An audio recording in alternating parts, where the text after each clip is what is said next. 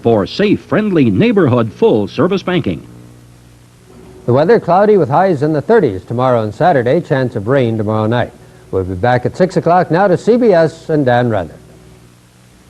Good evening. This is the CBS Evening News. Dan Rather reporting. Day 3. Late word tonight that Coast Guard searchers and sonar sweeps off the coast of Florida have located large pieces of debris from the doomed Space Shuttle Challenger, including parts of the cockpit. And the National Transportation Safety Board, the agency that investigates airplane disasters, has been called in now to help investigate this space plane disaster. Our coverage begins with Bruce Hall. The search by the Navy and Coast Guard may have turned up major portions of the Space Shuttle Challenger late this afternoon. It looks like part of the fuselage to them. They report it as a large piece. They report seeing in the same area several other items that look to them to be parts of the cockpit. In the same search area, 35 miles off of Daytona Beach, sonar surveys show other large objects on the ocean floor, possibly parts of the craft. Earlier pieces found on the surface included a control panel and a case of tape recorders believed to belong to the astronauts. And along the beach, a fragment of a human bone. It will be examined and identification will try to be made of it. Civilian boaters are still being warned of fumes leaking from the wreckage. Extremely dangerous and highly toxic. If sighted, remain upwind of vapor or debris. There is a growing feeling among national rocket experts that a close inspection of the pictures of the external tank, the large main fuel tank attached to the shuttle, may indicate a problem that could have caused the explosion. So I think it was a small leak, probably near the connector between the external tank and the shuttle. NASA technicians continue poring over the computer data at Johnson Space Center. It is a painstaking search for any type of clue. Things that don't look as they should, you begin to accumulate those and hope eventually that a pattern begins to emerge. And it's a classic case of detective work is what it is. To help in the recovery, NASA sought the assistance today of the National Transportation Safety Board, the experts in determining the causes of airplane crashes. 2 top NTSB investigators arrived this afternoon. Bruce Hall, CBS News at the Kennedy Space Center. And it has cleared the tower. Sources say that while NASA is prepared for every possible space flight contingency, the agency is poorly prepared to handle a major accident investigation. It is not an easy job, and some things may never be found. Bits and pieces of the shuttle Challenger fell over an 8,000 square mile area. Recovery has been left up to the Navy and Coast Guard. We're picking up everything we can find, and any determination as to what's significant to be made by NASA. Sources say the NTSB was called into the investigation because of concern that evidence was being destroyed in the recovery process. One source at the NTSB says that NASA called and basically said, help. The NTSB specializes in aircraft accidents. Its investigators are skilled in recovering and analyzing pieces of wreckage. It is often months before the cause of an accident is known. Reporters at the Kennedy Space Center are now painfully aware of that fact. As far as when exactly it will be named, I don't know. And I really can't add anything to what's already been said. Sure, it's frustrating. Well, when are we going to learn? The world is waiting for that answer, which may be months away. It is hoped the NTSB aircraft turned spacecraft investigators will help shorten the waiting time. Peter Van Sant, CBS News at the Kennedy Space Center. While the pace of investigation picked up, the pace of life was hardly back to normal. Somehow, said one of the relatives of one of the 7 who died, somehow it hurts more today than it did yesterday. The students of Krista McAuliffe seem to feel that too today. No, it's not over for anyone, and it won't be for a long time. They also released 7 black balloons into the air that claimed the 7 men and women of Challenger. The parents of Krista McAuliffe attended a memorial today at the Teachers College where their daughter graduated in 1970. The husband of Krista McAuliffe issued a statement today saying, "We wish we could comfort all of you as you have comforted all of us." Krista McAuliffe, astronaut, teacher, ordinary citizen, remembered by her hometown today for her extraordinary life. She died an extraordinary death. She had her son's stuffed green frog, a daughter's cross and chain, a grandmother's watch with her when she died 10 miles high.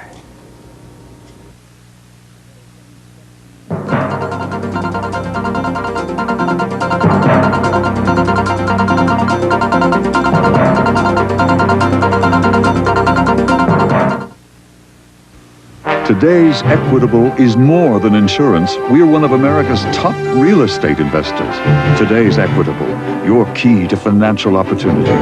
We're also America's leading manager of pension and retirement funds. Today's Equitable, your key to financial opportunity. Our 9,000 agents can help bring you financial security. What we do for major corporations, we can do for you. Your key to financial opportunity. When you need it most, you can get extra strength relief from acid indigestion with extra strength Riopan Plus. In lab tests, it neutralizes twice the acid as regular Maalox or Mylanta. It's that strong. You can also get extra strength relief from heartburn with extra strength Riopan Plus.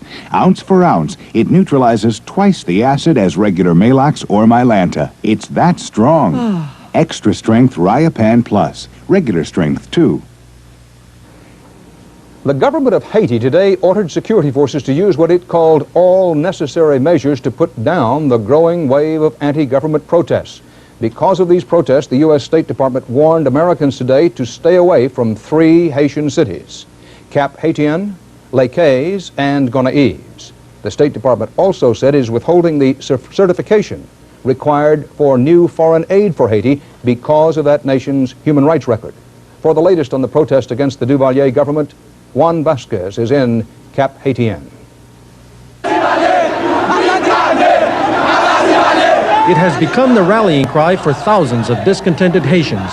Down with Duvalier. Demonstrations have erupted all across the Caribbean nation, protesting the repressive government of President Jean-Claude Duvalier, better known as Baby Doc. This one in Cape Haitian, the second largest city, followed an earlier protest in which 3 people died to death and 24 injured. The riots pose the strongest challenge to 3 decades of autocratic rule by the Duvalier dynasty. In the poorest country in the Western Hemisphere, Duvalier and his wife are accused of corruption and extravagant spending. With foreign aid drying up and tourists staying away due to the fear of AIDS, the economy is in a shambles. Food for the needy is usually distributed through the schools, but they've been closed by the government due to earlier rioting. Haiti's poor are desperate. Although no shots were fired in this demonstration, tear gas was used, but the crowd continued to grow. Just before nightfall, they broke into the Care Food Warehouse. As word spread throughout the city, thousands poured in and scuffles broke out over bags of grain and tins of cooking oil. At first, the police and the army tried to break it up, but they gave up after realizing that Haiti's poor are too hungry and too determined to be turned back. Juan Vasquez, CBS News, Cape Haitian. Today, the Duvalier government said 5 people died of asphyxiation in the warehouse incident. In Washington, President Reagan today welcomed to the White House Angola's controversial rebel leader, Jonas Savimbi. Savimbi is in this country for 10 days of public relations campaigning, seeking support for his cause. And as Bob Simon reports, the Reagan administration has made a big commitment to him. Savimbi came to the White House today as sources revealed that the administration is already committed to some $15 million in covert aid to his forces, making Savimbi our Contra in Africa. We want to be very helpful. What Dr. Savimbi and his people are trying to do and what we're trying to arrive at is the best way to do that. For 10 years, Savimbi has been in the bush fighting Angola's pro-Soviet regime, which is backed by 25,000 Cuban troops. For that, he has become the new champion of America's new right, a defender of the faith, the last barrier to Soviet dominance of southern Africa. Savimbi is as great a man as there is alive in the world today. For a price tag of $600,000, he's being taken around town by a right-wing lobbying firm to all the right places, where he's being treated as a head of state, this self-proclaimed socialist who was trained and equipped by communist China. When you are fighting the war, you cannot choose who will support you. What you need is support. But to many in Washington, there's only one ism that accurately describes him. Opportunism. The overwhelming majority of American people don't want their tax money spent in far-off Africa to support one Marxist against another Marxist. A socialist supported by the right. That's one irony among many. The Marxist regime in Angola receives $2 billion a year in oil revenues from Chevron. It uses these funds to pay for its Cuban troops. And the Cubans, they protect the Chevron installations against attacks from the forces of Jonas Savimbi. And that has produced another irony. America's conservatives campaigning against American corporations. The right wing wants Chevron out of Angola. Big international corporations have been living a double life. Behind closed doors and in the dark, they have made a pact with the agents of the evil empire. And this week, the administration, which had been supporting American corporations in Angola, suddenly changed its mind. We point out to them that they're in the middle of a war zone, that they're also in the middle of a rather hot political debate in this country. Chevron refused to be interviewed for this story. American conservatives are now saying that no one will get the Republican nomination for president in 1988 who does not support Jonas Savimbi, the African socialist. Bob Simon, CBS News, Washington. Word tonight from the Pentagon that after criticism, it is grounding its entire fleet of AH-64 Apache attack helicopters. This after cracks were found in the main rotor blades of more than a dozen of those new choppers. And pending results of an investigation, the Defense Department says it is suspending acceptance of any new Apaches from the manufacturer, McDonnell Douglas Helicopter Company.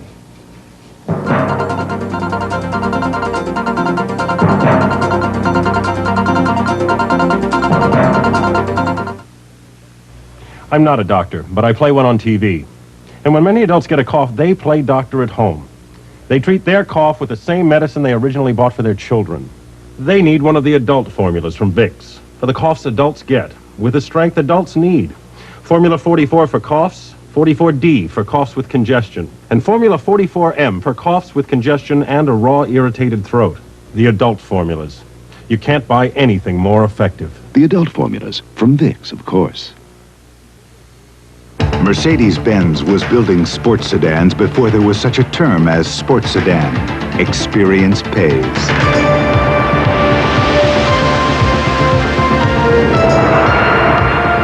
The Mercedes-Benz 190 class. The heart of a sports sedan, the soul of a Mercedes-Benz, the 190 class. Something more than a sports sedan, nothing less than a Mercedes-Benz. If the economy were theater, it would be wearing the masks of both comedy and tragedy today. The Commerce Department said the index of leading indicators rose 0.9% in December. That was the 8th straight gain for the government's main gauge of future economic activity. But once again, the trade balance was a real downer. In a separate report, Commerce said imports in December topped exports by a record $17.4 billion, putting the U.S. trade deficit for 1985 at an all-time high of $148.5 billion. As the strong dollar weakens, some analysts say the rush of imports may slow down, but Jane Bryant-Quinn reports a hitch in that hopeful scenario. Despite the record trade deficit, not all the news was bad for the Graco Corporation of Minneapolis. The recent fall in the value of the dollar has made Graco's paint pumps more competitive in Europe. We're going to be getting back to break even, and we think that in the fourth quarter, we can be back on a positive basis, making money again in Europe. When the dollar falls, American products become cheaper to buy. Sales rise, profits rise. And if the dollar continues to fall, that means even more business overseas for Graco and more American jobs. But the falling dollar has brought no joy to Amana, whose microwave ovens compete fiercely in the American market with Japanese and Korean models. So far, those importers are keeping their prices low, so they'll still look good to the choosy American consumer. The market for microwave ovens is so competitive on a worldwide basis that the relationship between the dollar and yen has had no impact whatsoever.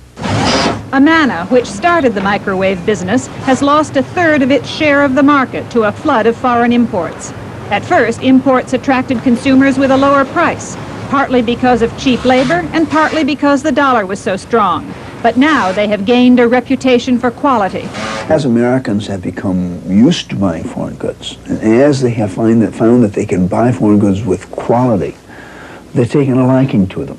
What happens is you can... So that even if foreign products become a bit more expensive, many consumers may keep on buying them instead of the American product. If I can get something good, I really don't care what I pay for it. I would even maybe go to another $100 just for the quality. Amana has invested more than $10 million in a new assembly line to try to build the same quality microwave oven at a lower price. Because in the end, even to the wealthy American consumer, price does make a difference. I would like to see it where the American model was cheaper than the imported model, because I think we're the best anyway. By the time foreign goods become 20 or 30% more expensive, people will look and say, gee, they look just like American products, and they're more costly, and they won't buy them. The price is right, and it's a good machine. But because this is the world's most important consumer market, foreign manufacturers may not let their prices rise by 20 or 30%. Instead, they might cut their costs and shave their profits in order to keep their foothold here. To their dismay, American companies are finding that despite the falling dollar, the battle for sales is just as tough. Jane Bryant Quinn, CBS News, Amana, Iowa. For the first time since CBS News and the New York Times began asking Americans whether foreign trade has helped or hurt the nation's economy, as many people answered hurt as answered helped. That finding released tonight from a poll conducted nationwide among 1,581 adults interviewed by telephone last week. The poll has a possible sampling error of plus or minus 3 points. 2 men died today in California's Riverside County when their car smashed into another car. This was after plowing through water left by a deluge that broke a month-long sunshine spell. As much as 4 inches of rain fell in some areas, feeding a heavy runoff from mountains and hills damaged by last summer's California forest fires. And 39 people were evacuated by helicopter from the Ojai area, where mudslides and flash flooding flattened 2 homes.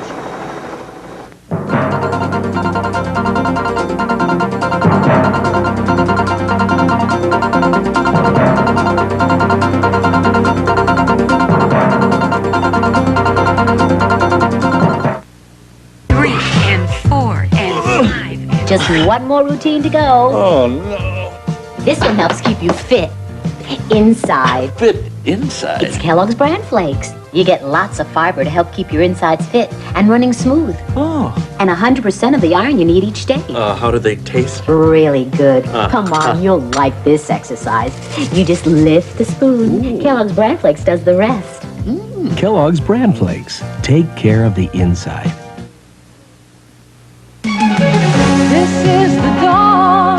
The dawn of Discover. The Discover card. Very few things cost you nothing to get and pay you back every day. But now the Discover card does, with real dollar dividends and a savings plan that pays high money market rates. A way to save, a way to find that bright tomorrow. Very few things work that way, just the important ones. The Discover card puts money in a whole new life. From a member of Sears Financial Network. Philippines President Ferdinand Marcos promised today that he'll turn over the reins of government peacefully if he loses to Corazon Aquino in next week's presidential election. Marcos told an audience in Manila that the idea of losing had never entered his mind, but if he did lose, he said, the transition to his successor would be achieved without trouble. For more on the upcoming Philippine election, Bob Faw is in Manila. In a serene land where chaos thrives, in a gentle country where violence is not confined to the cockpit, 30 million Filipinos are holding what amounts to a referendum on strongman Ferdinand Marcos. And on Marcos, few here are neutral. Frightening evil man because he does not think he's evil. Listen, though, to a peasant describe Marcos, who's brought in roads and water where there had been none. Very good, President. And listen to a leading businessman on Marcos, whose 20-year rule has left the country $26 billion in debt. Average to the point of just unbounded recklessness. This is how 70% of the people here live, poor, dirt poor. Some live literally on garbage. On a good day, this couple can make $2. That's on a good day. By contrast, the rich, especially friends of the government, live in splendor. Given conditions here, the question is not why enthusiasm for Challenger Cory Aquino is so fervent. The question is why Filipinos have tolerated such a gulf between the favored and the cursed. Part of the answer is Marcos himself, shrewd and ruthless with virtually unlimited power. And a knowledge of how to handle and mishandle people and get away with it. America's influence is not just in the classroom where all Filipino children learn English, or at the two giant American military bases here. 17,000 American soldiers fought, died, and are buried in the Philippines. Hello, Joe, village children still shout at strangers. We have a big emotional investment in this country, and a legitimate emotional investment. And an investment, says Marcos, in stopping communist insurgents who now control roughly 20% of the country. His critics here and elsewhere insist that Marcos has exploited that argument to get more American aid and to increase his own political power. The price, they say, has been a growing Filipino disillusionment with the United States. Here is the United States propping up the worst enemy of democracy here. Principle has been sacrificed to expediency. So for American values, for Philippine businessmen wondering whether to pull up stakes, and for slum dwellers who dared dream that change was possible, this election could be a watershed. Last chance. Last chance. Because what is really at stake here is more than a way of governance. It is also a way of life. Bob Fall, CBS News, Manila. The scene at Baltimore's airport late this afternoon may have had a familiar look, but it was touching and dramatic just the same. Another American was reunited with his Soviet spouse after a long separation. Eric Ingberg was there. Irina McClellan left her home in the Soviet Union yesterday. Winner in an 11-year battle against her government for permission to join her American husband in the United States. She's obviously the most courageous woman whom I've ever known, and by golly, she outlasted them and she won. They met while McClellan was touring Russia and married in 1974. They have not seen each other since.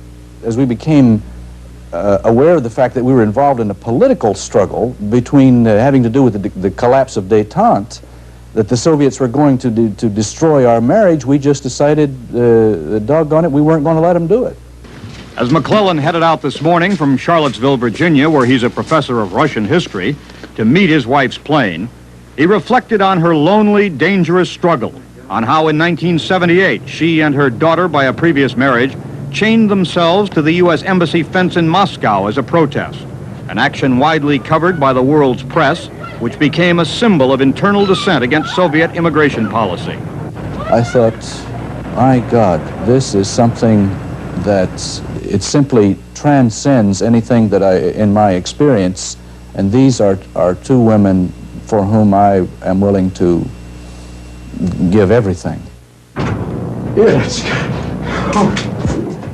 He started with a hug when his wife and stepdaughter arrived in Baltimore this afternoon. And 11 years seemed to melt away in the warmth of a reunion that was a testimony to the strength of courage and love. Oh, God, what a happy day. Eric Ingberg, CBS News, Washington.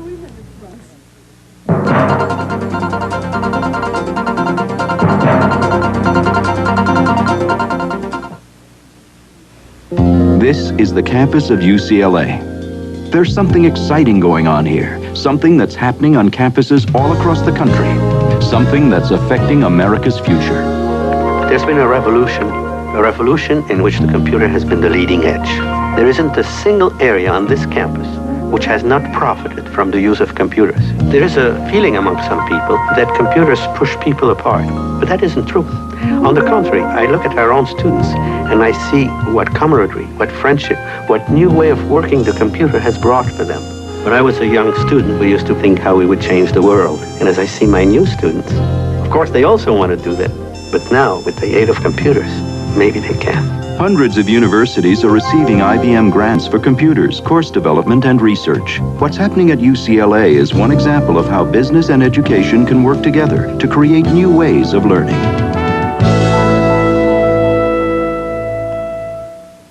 Constipation is disaster, and that's the honest truth. Jean Wright talks about constipation and Dulcolax laxatives. I can depend on Dulcolax because it takes care of my constipation problems in a gentle, easy way. My doctor suggested that I try Dulcolax, and I did, and I was very happy. Dulcolax suppositories can work in 15 minutes to 1 hour. Dulcolax tablets predictably overnight. I wake up in the morning and I get complete relief. Dulcolax brightens my day. Tomorrow, the nation mourns formally and officially as a nation. There will be a focal point, a ceremony at the Johnson Space Center in Houston. The families of the fallen astronauts will be there. Their larger family, all of us, will be there too, watching. But for today, the mourning was still a very individual, personal act, person by person, very ordinary, and therefore so special. In the spirit of leave a light burning for me, there were porch lights left on as modern-day memorials for the dead. More flowers than anyone could count, large bouquets, small arrangements, an outpouring of flowers began arriving. Some addressed to NASA, to the astronauts, as a group, as individuals. There were many who chose not to say it with flowers, but to say it with letters, student to student, letters from students to students in Krista McAuliffe's school. In Connecticut, students who wrote to Teacher McAuliffe before her mission got a letter just yesterday that she wrote before her death. She sent photographs, she sent good wishes, she told them to reach for the stars. When she said reach for the stars, I think she meant that we should keep our dreams and keep going towards the stars. In the sky over the landing strip in the California desert that so often said welcome home to shuttle missions, a flyby today to say goodbye to the Challenger craft and crew. And back at the Johnson Space Center today, astronaut training resumed, knowing full well that tomorrow the same Space Center will be the center of the grief that is, as well as the future that will be. We'll be broadcasting from Houston tomorrow to bring you live coverage of that tribute to the crew of Space Shuttle Challenger. For today and in memory, that's the CBS Evening News. Dan Rather reporting from New York. See you tomorrow. Good night. New developments in the evolution of the luxury car. Today's luxury car has to be aerodynamic, trim, elegant. It has to handle a driver's car, but it still has to be luxurious with obvious quality throughout. Advanced technology with functional electronics that contribute to driver comfort, convenience, and safety. Who's offering luxury cars that deliver all that? The answer is the first name you think of when you think of luxury cars. Best of all, it's a Cadillac. Ooh, fried up, dress it up, pop, pop, pop it up, do, you love it all. My soda's got no cholesterol. Take it up, pop it up, walk it up, do, my soda's got no cholesterol at all. Trying to avoid sodium. Switch from regular salt to sodium-free no salt. No salt looks like salt, shakes like salt, flavors like salt. But no salt is sodium-free. No salt, regular and seasoned. Thanks a lot, Citibank. You had to make your Visa and MasterCard better than other banks. Just by using them, we earn bonuses called Citi Dollars. Now, they could have saved us up to 40% on a color TV or a stereo. But we used ours to get something strictly for Vincent's amusement. Oh, isn't it wonderful? Citibank's Visa and MasterCard. It's Citibank that makes them better.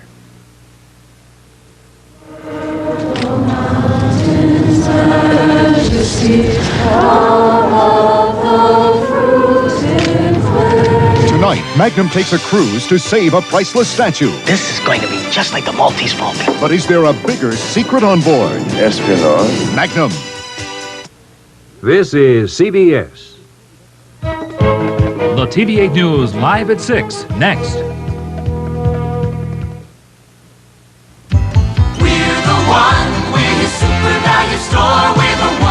This week at Super Value, stock up on your favorite colors of Kleenex facial tissues, 3 boxes for only $2. And buy a 4-roll pack of Northern bathroom tissue in assorted colors for just 89 cents. From the meat department, buy USDA Choice Boneless Beef Chuck Roast, only $1.29 a pound, now through Tuesday at Super Value.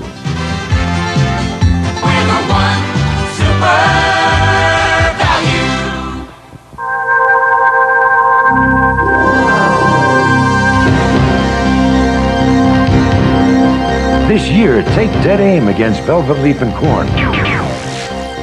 Blast triazine-resistant weeds, too, with new Marksman herbicide, the only herbicide you need for full-season control of broadleaves and corn. New Marksman herbicide, so effective it's guaranteed. Marksman herbicide, because you can't afford to miss. One taste of Colonial Family Recipes bread, and you'll know why Grandma is throwing away her bread pans. We're TV8, we bring Iowa home to you. It's 6 o'clock. And now live from Iowa's leading news station, Paul Rhodes, Kevin Cooney, Pete Taylor with sports, and Connie McBurney with the weather.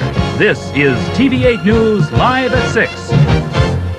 Good evening. It's buckle up or pay up after June 1st in Iowa if the Iowa Senate and Governor Branstad approve a law passed by House members today. The House passed the mandatory seatbelt law by a vote of 60 to 37 after just a few hours of debate. TV8's Ann Hawkins has details. If you don't wear a seatbelt now, you may want to get in the habit. Under the bill approved this afternoon by the Iowa House of Representatives, the driver and all front seat passengers in a vehicle will be required to buckle up. From July 1st through December 31st of this year, police will issue only warning tickets for violations. The first day of 1987, you face a $10 fine for each and every violation. During debate this morning, House members rejected an amendment that would have limited a police officer's authority to stop a driver just for failure to wear a seatbelt. An amendment to increase the fine to $25 also was voted down. Opposition to the bill came from an almost equal mix of Republicans and Democrats who don't like the government telling them what to do. Proponents argued the bill will save lives and money. In my district, I listened to no less than 50, count them, 50 brain-damaged people pleading the case for seatbelts. So as I reflect on the personal suffering of these people and the tremendous cost, the tremendous cost to counties and to the state, because some of those younger boys and girls are going to be on the dole for the next 30 or 40 years. If you're really serious, let's do it right. Let's put helmets on the motorcycles. Let's take the mopeds off the road. And if you think that this particular law is going to save as much money as you talk about, then why don't we just ban cars and go back to walking? The bill now goes to the Senate, where Majority Leader Bill Hutchins says it should pass with little or no difficulty. Debate in the Senate could come as early as Monday. At the State House, Ann Hawkins, TV8 News. A bill that would require state agencies to give preference to American-made automakers was passed on the second attempt by the Iowa Senate today. The Buy American bill failed to get a majority 2 weeks ago, but was reconsidered today and passed 27 to 18. The bill would require purchase of domestic-made cars, even if their bid is as much as 5% higher than foreign cars. Senator Holden of Davenport said the bill is a knee-jerk reaction to the purchase of 54 Japanese-made trucks by the State Transportation Department last month. He said it could severely hamper Iowa's trade relations with other countries, its exports. Supporters of the bill said the higher cost of American cars and trucks would be justified by the jobs that would be created in this country. The bill now goes to the House. 2 of Iowa's heart transplant patients are back in the hospital. 38-year-old Sandra Boger of Sioux Center has been hospitalized at Mercy here in Des Moines since last week. Officials at Mercy said today that Boger is experiencing a, quote, fairly serious episode of rejection of her new heart. Doctors are attempting to correct the problem with drug treatments. Boger checked out of the hospital January 15th, but remained in the Des Moines area for daily physical therapy at Mercy. The other patient, Paul Sarnicki, checked back into the hospital early this week for what's described as a routine change in his medication. Citing what they call their right to teach their children at home, nearly 200 persons rallied at the Iowa State House today, demanding exemption from the state's compulsory education laws. TV8's Michelle Parker reports lawmakers don't see any change in the near future. They came from all over the state, some driving hundreds of miles to rally at the State House today, all armed with the same conviction, that parents have a right to teach their children at home, even when it's without certified teachers. Greg Truckee of Mapleton was recently sentenced to 60 days in jail for teaching his children at home. Truckee says despite the ordeal, he and his wife say their religious convictions compel them to do it. And in Proverbs 22:6, he says, train up a child in the way he should go, and when he is old, he will not depart. It is our convictions that these are commands from God to parents to train their children at home. Iowa law requires children to be taught in public school or in private schools with certified teachers. Youngsters can also be taught at home if it's under the guidance of a certified teacher. A state panel last year recommended the certification rule be dropped for a 5-year trial period. Legislators say it's unlikely the issue will come up for debate this session. Senator Larry Murphy, head of the Senate Education Committee, says he's willing to look at the idea, but he says there's not much support for such a change. The sentiment, because Iowa's educational reputation is so high, is why tinker with something that's working. So the sentiment is not there to change the law. After the rally, the group talked to legislators about the issue. Many feel they could be the next ones prosecuted for teaching their children at home, but they say that fear won't stop them from doing what they believe is right. Michelle Parker, TV8 News. Workers at the Hormel plant in Ottumwa are checking their mailboxes today, waiting official word from the company that they have been fired for honoring those picket lines that were set up by workers from Hormel's flagship plant in Austin, Minnesota. The pickets were there again today in Ottumwa, and the Austin Union says they'll stay there until Hormel rehires the workers that were fired in Ottumwa. The Austin local says getting the Ottumwa workers rehired is going to be part of the negotiations with the company to end the strike in Austin. Ottumwa plant manager Ralph Nelson says about 225 workers returned to their jobs this week in Ottumwa, but Hormel is interviewing applicants to replace the remaining 600 workers. And in Austin today, local P9 continue to picket the plant, and replacement workers continue to cross the picket line. The company plans to hire 450 new workers by tomorrow and says it will keep hiring until the plant has 1,045 workers. More than 300 striking P9 workers have returned to work out of the 1,500 striking union members. A big rally by the union and its supporters is planned for tomorrow in Austin. In Washington, the president of the United Food and Commercial Workers Union sent a message to leaders of unions at other Hormel plants today. William Wynn says the 5-month-long strike in Austin is playing itself out to total defeat. The Austin strike is not sanctioned by the International Union, and today Wynn criticized Austin Union officials for sacrificing what he called not only the jobs in Minnesota, but those at other Hormel plants as well. Coming up next on the TVA News Live at 6, we'll have the latest unemployment figures for the state. And Mary Bach reports on the first year in office for Polk County Attorney Jim Smith.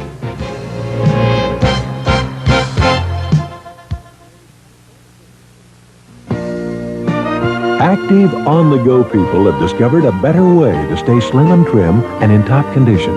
They exercise daily, eat right, and drink lots of Anderson Erickson sweet acidophilus low-fat milk. The acidophilus culture is an important digestive aid for young and old alike, yet it offers all the fresh, rich, wholesome goodness of our regular low-fat milk. Pick up a carton